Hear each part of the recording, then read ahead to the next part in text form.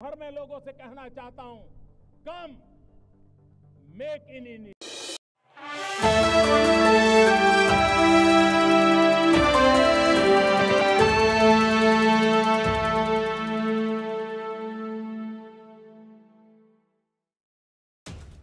कोलकाता के RG Kar medical college और अस्पताल में ट्रेनिंग डॉक्टर से दुष्कर्म हत्या के मामले में सुप्रीम कोर्ट सुनवाई शुरू हो गई। शीर्ष अदालत ने जूनियर डॉक्टर की दुष्कर्म के बाद हत्या और अस्पताल में तोड़फोड़ के मामले पर स्वतः संज्ञान लिया। मुख्य न्यायाधीश टीवाई चंद्रचूड़ की अध्यक्षता वाली पीठ में न्यायमूर्ति जयबी पारदीवाला और न्यायमूर्ति मनोज मिश्रा शामिल रहे। बेंच ने इस मामले में पीड़िता की पहचान उजागर होने पर चिंता जाहिर की। साथ ही केस में पुलिस जांच से लेकर आरजीकर मेडिकल कॉलेज के प्रिंसिपल संदीप घोष की भूमिका तक सवाल उठा दिए। कोर्ट ने मामले में 8 सदस्यीय टास्क फोर्स के गठन का फैसला किया। इसमें एम्स के निदेशक डॉक्टर एम श्रीनिवासन के अलावा कई और डॉक्टरों का नाम भी शामिल किया गया। सुनवाई के दौरान चीफ जस्टिस ने कहा कि ये सिर्फ एक मर्डर का मामला नहीं है, हमें डॉक्टरों की सुरक्षा की चिंता है। बेंच ने कहा कि महिलाएं सुरक्षा से वंचित हो रही हैं।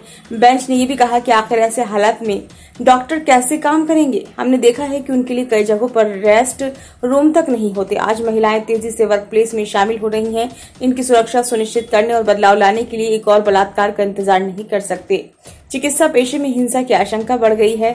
पुरुष प्रधान सोच के कारण महिला डॉक्टरों को ज्यादा निशाना बनाया जाता है। सुप्रीम कोर्ट ने कहा, अगर महिलाएं काम पर नहीं जा पा रही हैं और काम करने की स्थितियां सुरक्षित नहीं है तो हम उन्हें समानता से वंचित कर रहे हैं। ज्यादातर युवा चिकित्सक 36 घंटे काम करते हैं।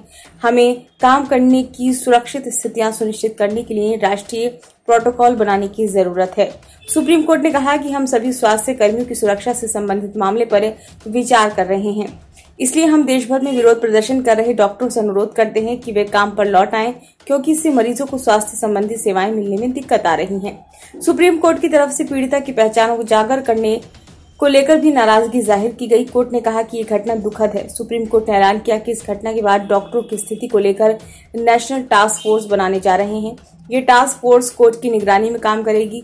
सुप्रीम कोर्ट ने मामले में सीबीआई से 22 अगस्त तक स्टेटस रिपोर्ट भी तलब की है। साथ ही सीबीआई को 3 महीने के अंदर जांच पूरी कर रिपोर्ट सौंपने का भी आदेश दिया। कोर्ट ने 3 हफ्ते के अंदर टास्क फोर्स से रिपोर्ट मांगी। सुप्रीम कोर्ट ने इस मामले में पुलिस की कार्रवाई और पीड़िता के परिवार को अंधेरे में रखने से जुड़े आरोपों को लेकर भी सवाल पूछे। कोर्ट ने कहा कि ये एक अपराध का मामला नहीं है। इस मामले में एफआईआर दर्ज करने में भी देर हुई। यह अस्पताल की जिम्मेदारी थी कि वह एफआईआर दर्ज कराए, लेकिन देर रात एफआईआर दर्ज कराई गई। अस्पताल प्रबंधन इस मामले में आखिर क्या कर रहा था? अभिभावकों को भी पीड़िता का शव काफी देर बाद सौंपा गया। एफआईआर दर्ज करने में बेवजह देरी हो रही है। राज्य को ये सुनिश्चित करना चाहिए कि तोड़फोड़ करने वालों को पकड़ा जाए। हम ये समझ नहीं पा रहे हैं कि राज्य सरकार अस्पताल में हुई तोड़फोड़ के मामले को कैसे नहीं संभाल पाई। कोर्ट ने आरजीकर मेडिकल कॉलेज की प्राचार्य संदीप घोष को लेकर भी कई सवाल उठाए। कोर्ट ने कहा कि ये बेहद डरावनी घटना है। प्रिंसिपल ने इस मामले को पहले सुसाइड बताने की कोशिश की। आखिर प्रिंसिपल कर क्या रहे थे? सुप्रीम कोर्ट ने पूछा कि आखिर इस मामले के बाद प्रिंसिपल की नियुक्ति दूसरी जगह कैसे कर दी गई। ब्यूरो रिपोर्ट, नई दिल्ली।